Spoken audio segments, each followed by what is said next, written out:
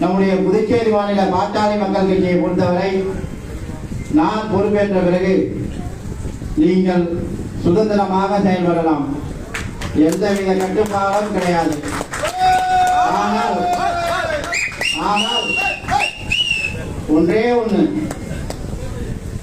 நமக்கு மேல ஐயா சின்னையா இருக்காங்கன்றத மனசுல வச்சுதான் போதும். சுதந்திரமாக செயல்படுங்கள். நமக்கு மேல ஐயா சின்னையா ஒரு தலைமை இருக்கு நினைத்து செயல்படுங்கள்.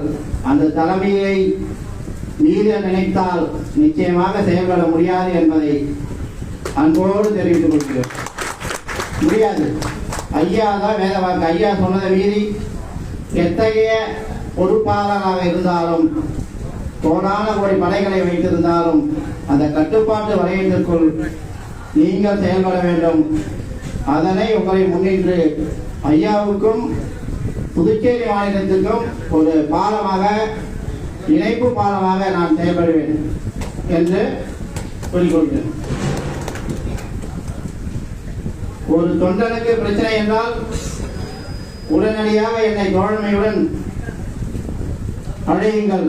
உடனடியாக ஓடி வந்து தொண்டனாக உங்களுக்கு தோள் கொடுப்பேன் என்றும்,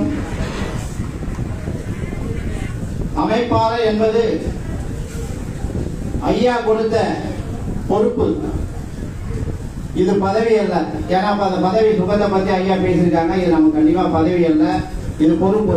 எனக்கு குடும்பம் இருக்குது, தொழில் இருக்கு, அது மாதிரி இதுவும் ஒரு பொறுப்பு. குடும்ப பொறுப்பு எப்படி இருக்கோ, தொழில் எப்படி பொறுப்பு இருக்கோ, அதே மாதிரி கட்சியும் ஒரு பொறுப்பு. அந்த பொறுப்பை கண்ணும் கருத்துமாக ஐயா நினைத்தபடி செய்து முடிப்பேன். அமைப்பாளர் என்பது எனக்கு சொந்தமல்ல, உங்களுக்கும் அனைத்து அமைப்புக்கும் சேர்ந்ததுதான் அமைப்பாளர். நீங்களும் அதில் சரிவாதி அமைப்பாளர் என்பதை உங்களோடு இணைந்து பணியாற்ற செயல்படுகிறேன்.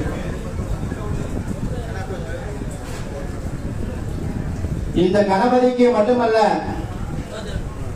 அமைப்பாளர் பதவி, கடைகோடி உள்ள தொண்டனுக்கும் தான் இந்த அமைப்பாளர் பதவி என்பதை இந்த மேடையிலே தெரிவித்துக் கொள்கிறேன்.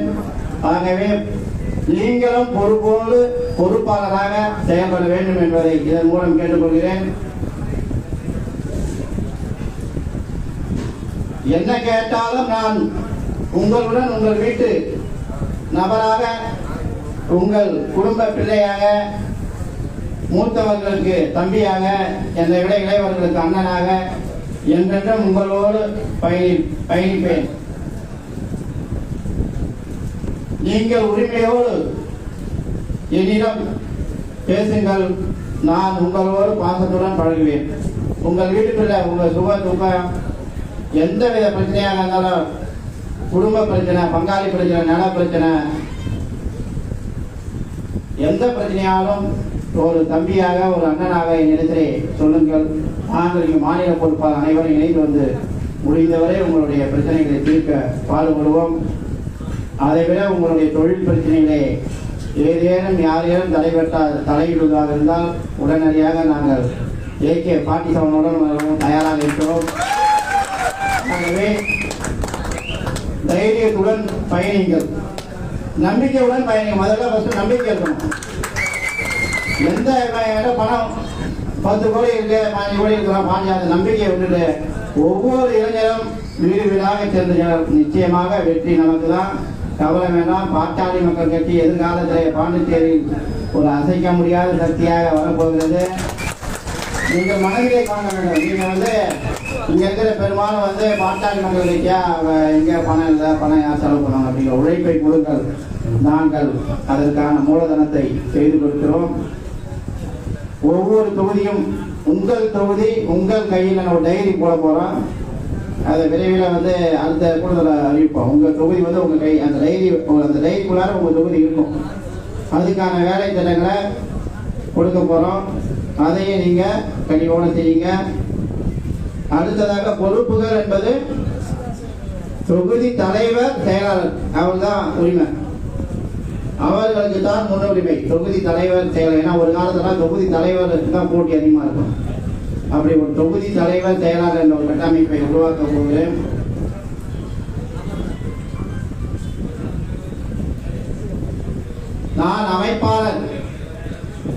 என்பதை விட ஐயா ஆணைக்கு இணங்கி பணி செய்யக்கூடிய அடிமட்ட தொண்டன் என்பதை நீங்கள் கருத்தில் கொள்ள வேண்டும். ஏன்னா நான் அமைப்பாளர் பெரிய ஆள் அப்படின்னு நினைக்க வேணாம்.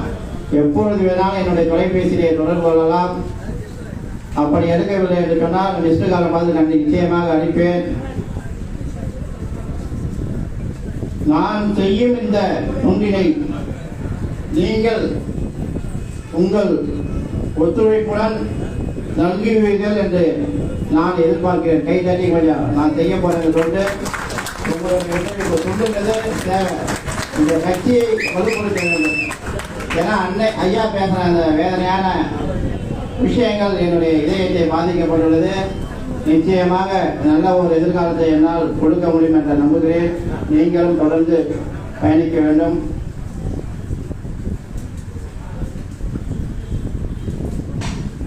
நிச்சயமாக நான்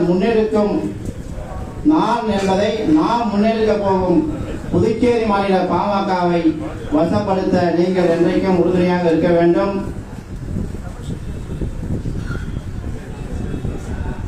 உங்களில் ஒருவனாக பணி செய்ய இருக்கிறேன். ஐயா சின்னையா நினைத்ததை செய்து முடிப்போம் என்ற நம்பிக்கை உங்களுடன் சேர்ந்து எனக்கும் உள்ளது என்பதை மகிழ்வோடு தெரிவித்துள்ளோம்.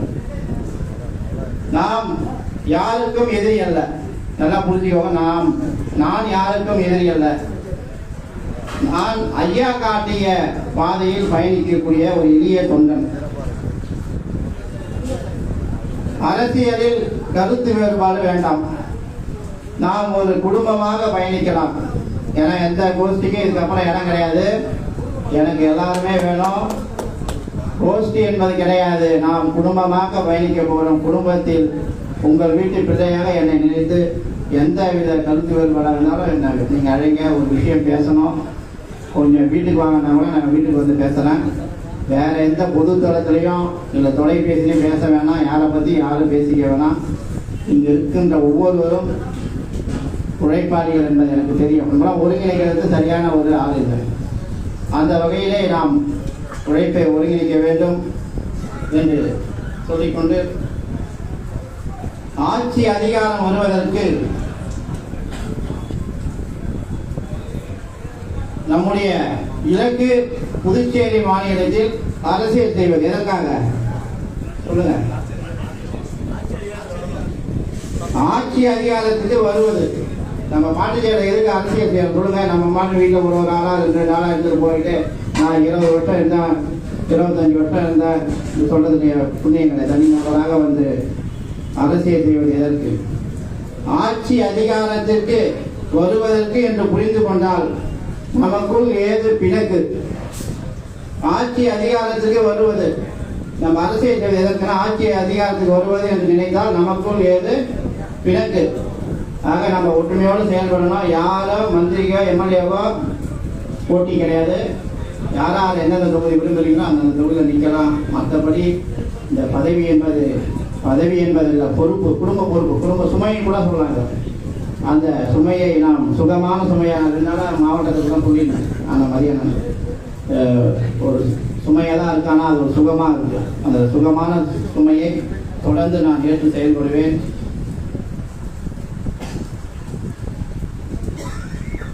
என்னுடைய ஐயா அவர்கள் பயிலரங்கத்திலே சொல்லிக் கொடுத்த பாடம், அதனை உங்களிடத்திலே சொல்வதற்கு நான் கடமைப்பட்டிருக்கிறேன்.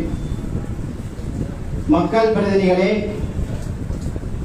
பிரதிநிதிகளே மனதில் கொள்வேன். அதை பொறுப்பாளர்களே மனதில் கொள்வேன், கிளை பொறுப்பாளர்களே மனதில் கொள்வேன் அப்படின்னு ஒரு இது 9 பாயிண்ட் ஐயா சொல்லியிருக்காங்க. அது ஏற்கனவே தெரியும். அதை தான் நான் மனதில் தாங்கி அது ஒரு காலம் அலுவலகத்தில் மாட்டிருக்கிறோம்.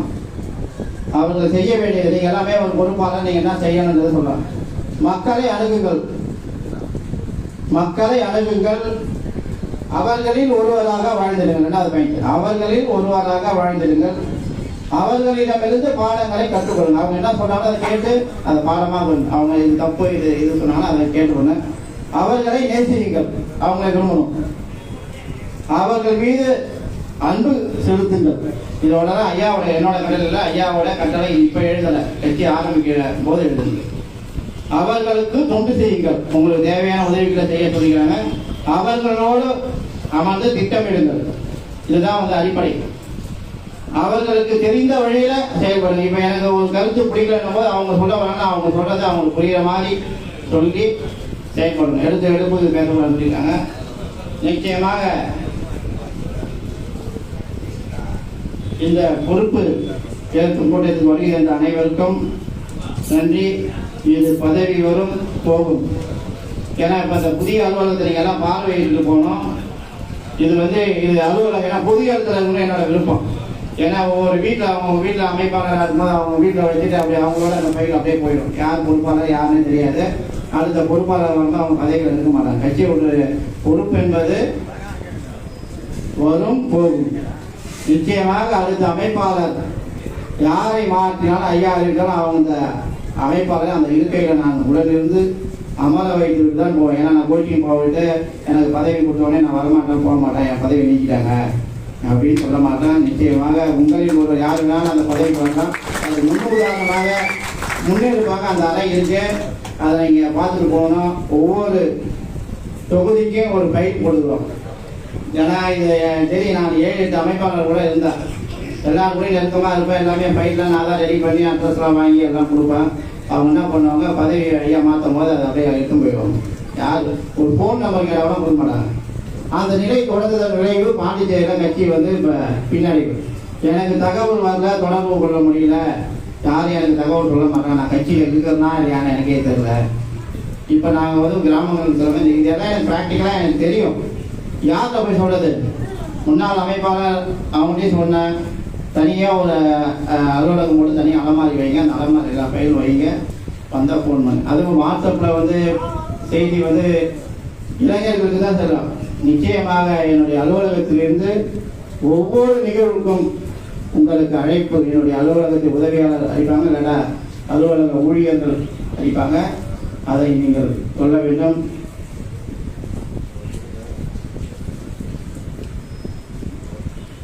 இன்னொரு மகிழ்ச்சியான செய்தி, உங்களுக்கு இல்ல கட்சிக்காரங்க இல்ல நிகழ்ச்சிகளுக்கு இப்போ ஐயா சின்னையா வர முடியாட்டாலும் ஐயா சொல்லிக்கிறாங்க. நான் இதெல்லாம் கோரிக்கையாக வச்சேன். தமிழகத்திலேருந்து ஒரு பெரிய தலைவர்களை அந்த இல்ல நிகழ்வுக்கு அழைத்து அந்த குடும்பத்தை கௌரவப்படுத்த வேண்டும் சொன்னாங்க. நிச்சயமாக எல்லா நிகழ்ச்சிக்கும் தமிழ்நாட்டில் யாரை விரும்புறீங்கன்னா அண்ணன் பேராசிரியர் விரும்பினாலும் சரி, வன்னியர் சங்க தலைவர் கூத்தா அவர்களை விரும்பினாலும் சரி, இல்லை ஏகே மூர்த்தி விரும்பினாலும், யாரை விரும்பினாலும் அந்த வில்ல நிகழ்ச்சிக்கு சிறப்பு அழைப்பாளர் அழைத்து வருவது என்னுடைய கடமை. தொடர்ந்து அதனை முன்னெடுத்து செய்வேன்.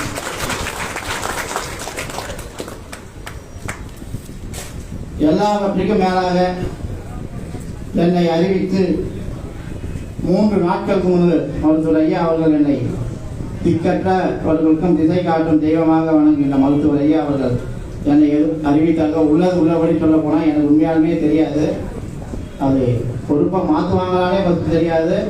பொறுப்பை மாற்றுவாங்கன்றது இல்லாமல் அதை புதிய அறிவிப்பு வரும்னு சுத்தமாக தெரியாது. நாங்கள்லாம் ஒரு பயங்கர டென்ஷன் இருந்தோம். ஏன்னா என்ன டென்ஷன்னா இப்போ காரைக்கால் விவகாரம் தான். காரைக்கால் விவகாரத்திலே என்னுடைய தலைவர் ஐயா அவர்கள் சொல் பேச்சியை மீறியவர்கள் தப்பியதாக வரலாறு கிடையாது. ஏன்னா ஐயா உறவினராக இருந்தாலும் சரி, உறவினர் என்றால் உறவாக பாருங்கள். தலைவரை என்னுடைய தலைவனாக மதியுங்கள். ஏன்னா நீங்கள் சொந்தக்காரர் ஒதுக்கிட்டு வச்சுக்கலாம். தலைவன் என்பது ஒட்டுமொத்த தமிழனுக்கும் புதுச்சேரி மக்களுக்கு தலைவர் ஒரு அறிக்கை சொல்லிட்டாலும் பாழுங்கணத்தில் புதினாலும் குதிப்போம். தலைவர் சொல்லி மீறி போனாங்கன்னா பாழுங்கணத்திலே நாங்கள் தள்ளுவோம். யாராக இருந்தாலும் சரி, அதையும் நீங்கள் மனதில் கொள்ள வேண்டும். மருத்துவர் ஐயா அவர்கள் காட்டிய பாதையில் பயணிப்போம். உங்களில் ஒருவனாக அது எல்லா அழைப்புகளையும் எல்லா பேப்பர் விளம்பரத்திலையும் என்னோட ஃபோன் நம்பர் போட்டுக்கலாம்.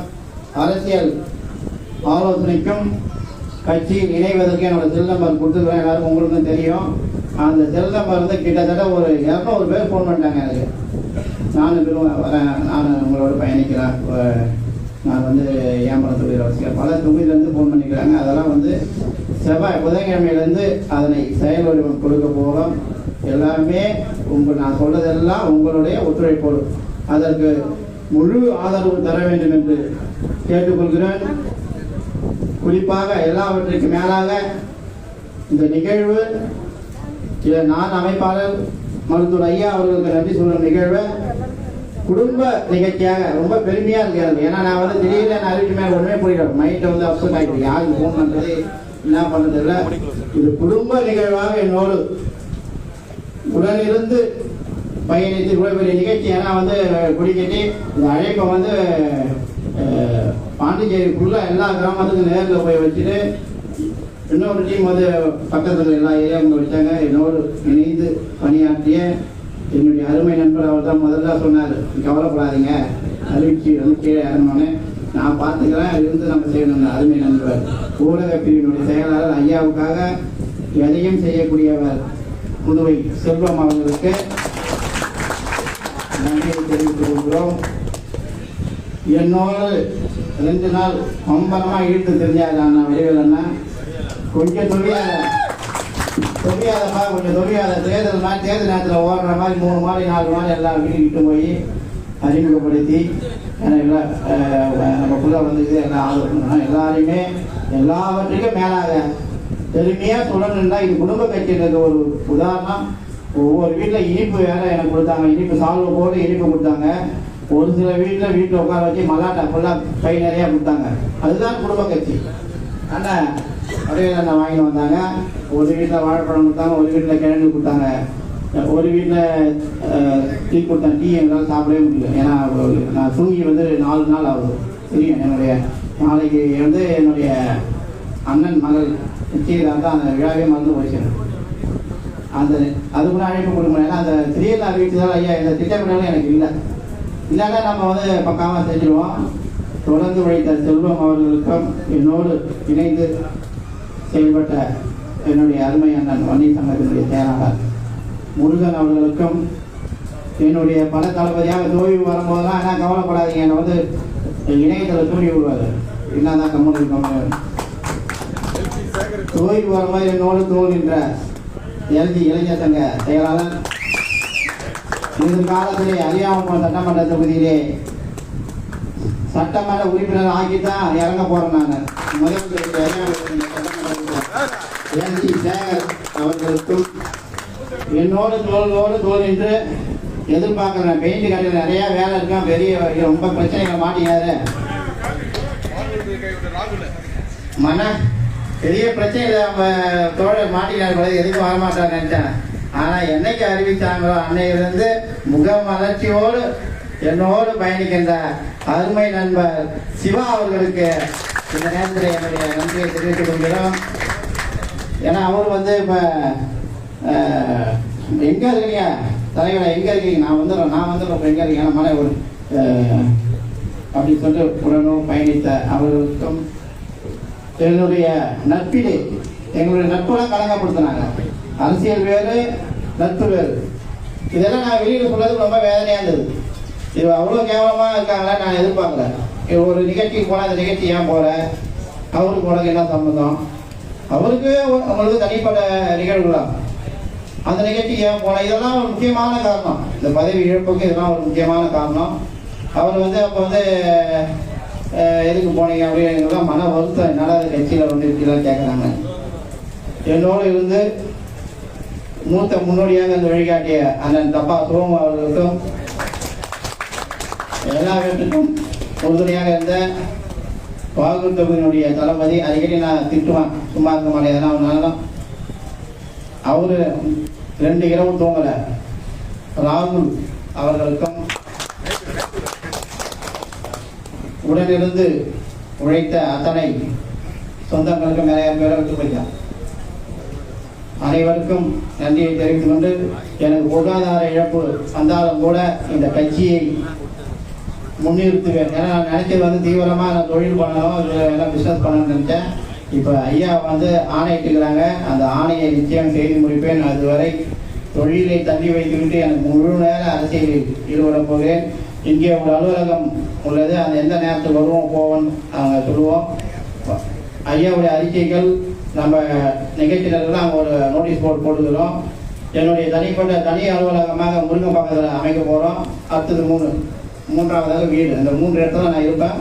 எப்பொழுதும் என்னை தேடி யாரும் வர வேண்டாம், தொலைபேசிக்கு அழைங்கள், நான் எங்கே இருக்கிறேன்னு சொல்கிறேன், அங்கேயே வந்து நான் உங்களை சந்திக்க தயாராக இருக்கிறேன். இந்த அலுவலகத்தை கொடுத்து இங்கு நிகழ்ச்சியை பண்ண வேண்டும், தாய் வீட்டிலிருந்து ஆரம்பிக்க வேண்டும் என்று உறுதுணையாக அரசியல் ஆலோசனைகளை வழங்கி, ஏதாவது ஒரு பிரச்சனைனா எதுவாக இருந்தாலும் அண்ணன் அண்ணன் சொல்லிட்டு தான் நான் செய்கிறேன், அவரை கேட்பேன், சரி இப்படி செய் அப்படின்னு சொல்லுவாங்க. அண்ணன் வடிவேல் அண்ணன் சொல்லுவாங்க, மதிய அண்ணன் சொல்லுவாங்க, 3 பேர் கலந்து செய்வேன் என்று உறுதியை தெரிவித்துக் கொண்டு, காரைக்காலில் உள்ள அண்ணன் தேவமணி அவர்கள் இழப்பு மிகப்பெரிய இழப்பு, ரொம்ப வேதனையாக இருந்தது. அன்றைக்கி வந்து நான் சைட்லேருந்து ஒரு 11 மணிக்கு தான் வந்தோம். நைட்டு இரவு 4 செல்வம் வந்து பாண்டிச்சேரி எல்லையில் நுழையில. அப்போ தான் தம்பி அசோக் வந்து ஃபோன் பண்ணுறாரு, இது மாதிரி அண்ணனை பண்ணிட்டாங்க, வெட்டிட்டாங்கண்ணே மாட்டினோடனே. அப்படி ஒன்றுமே புரியல, ஸ்டக்காகி போயிடுச்சு, வண்டியை ஓட்ட முடியல என்னால். அப்புறம் எங்கெங்கே சொல்லணுமா எல்லாருக்கும் தகவல் சொல்லி, உங்களுக்கு எல்லாம் தெரியாது, வடிவேல் அண்ணன் மூலயமாக மருத்துவர் சின்னையாவுக்கு உடனே தகவல் சொன்னோம். சொல்லி அவங்க அப்போ இன்ஸ்பெக்டர் கேட்குற ஸ்பாட்டில் இருக்கும் போதே ஃபோன் வருதுப்பா அப்படின்னு அந்த அளவுக்கு பண்ணால் உடனே சரி தூக்கம் மாட்டாங்க முன்னாடி அந்த பேகை வந்து வீட்டு வாசல்லே வச்சுட்டு அப்படியே அண்ணா அப்படியே மதிய அண்ணன் வடிவேல் அண்ணன் செல்வோம். இரவோடு இரவாக நாங்கள் வந்தோம். வந்து தூங்கலை, 2 நாள் தூங்கலை, மழையில் நனைஞ்சி போராடினோம். அப்படின்னு வந்து எங்களுக்கு ஒன்றும் திருப்தி இல்லை. காவல்துறை அதிகாரிகள் செய்யறது திருப்தி இல்லை. இதுக்கப்புறம் நேரடி அதிரடி அரசியல் தான், போராட்டங்களை தான் சந்திக்க போகிறோம். நீங்கள் உங்களுக்கு ஆதரவாக எந்த நேரம் இருப்பேன் என்று சொல்லிக்கொண்டு, நீங்கள் அந்த போராட்டத்தை தேதி கொடுத்துருக்கோம் உங்களுக்கு. அந்த 2 நாள், ஏன்னா திங்கட்கிழமை வந்து நிகழ்ச்சி இருக்கு. திங்கள் செவ்வாயில் தான் நான் கொஞ்சம் வேலை குடும்ப நிகழ்வு இருக்கு. மற்றபடி எந்த நாளில் வேணால் அழைங்க, சிறப்பாக ஏற்பாடு செய்யணும். உங்களுக்கு எந்த வித தடையும் கிடையாது. எந்த போராட்டமாக இருந்தாலும் தடை கிடையாது. ஒரு சில சொன்னாங்க ஆளுங்கட்சியோட கொஞ்சம் அட்ஜஸ்ட் பண்ணி போங்க, எனக்கு தொலைபேசி சொன்னாங்க. ஆளுங்கட்சியோட அட்ஜஸ்ட் பண்ணி போக வேண்டிய தேவை பாட்டாளி மக்கள் கட்சிக்கு கிடையாது. அட்ஜஸ்ட் பண்ணி போன எதுக்கு போய் அட்ஜஸ்ட் பண்ணி போனீங்கன்னா அப்போ என்ன கிழிக்க போகிறாங்க? அப்போ அவங்க வாரியம் வேணாம், ஒரு வயிறு வேணாம், உணவில் ஒரு வாங்க நாங்கள் செயல்பட போகிறோம். ஆகவே ஏன்னா அங்கே ரொம்ப மனசு கஷ்டப்படும் தேர்தல் நேரத்தில். அந்த தேர்தல் முடிஞ்சதோட சரி, அதோட வந்து என்ன ஏது கூட வந்து எங்களுக்கு கேட்கல. இது ஒரு மிகப்பெரிய கட்சி. ஆகவே நீங்கள் யாருக்கும் எந்த எம்எல்ஏ யாருக்கும் பயப்பட வேணாம், தொடர்ந்து போராட தயாராக இருக்கிறோம் என்று இந்த வாய்ப்பை வழங்கிய என்னுடைய காவல் தெய்வ மருத்துவர் ஐயாவினுடைய பாதங்களை வணங்கி விடைபெறுகிறேன். மீண்டும் விரைவிலே செயற்குழு கூட்டம் நடைபெற உள்ளது. அந்த செயற்குழு கூட்டத்திலே விரிவான கட்சி பணிகள் சம்பந்தமான விரிவான விவரங்களை மாநில ஆலோசனை குழு அனுமதியோடு வெளியிடுவோம் என்று கேட்டுக்கொள்ள. நன்றி, வணக்கம்.